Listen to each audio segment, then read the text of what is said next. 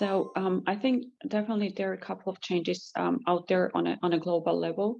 First of all, I would name that there is a lot of AI governance frameworks, AI policy and national strategies that has been produced in the last couple of years, and they are in many sense not so common and not so similar to each other.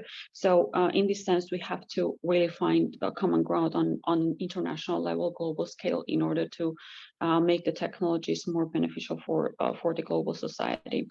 And this also then voices another problem or another challenge, that any technology that is being produced recently so far has also the global outreach. It doesn't really matter in which country the technology has been developed, whether it's in China or whether it's in the United States or in Europe. Usually they all spread in the whole world.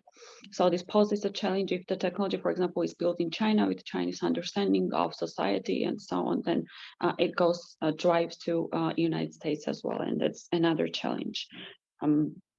And another most important challenge that I see out there for future and for current developments of these discussions is the responsibility part, and which is the hardest part out there. So I think responsibility is something that each part of the chain that is working in AI development has to think about.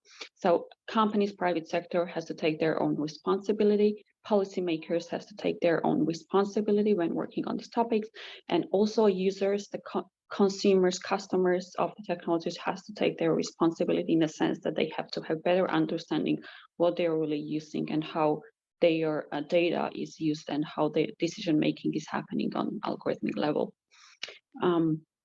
So this is three biggest problems from my experience and what I've been working on. And I hope, I do believe they're definitely out. There are definitely ways out and solutions to be found.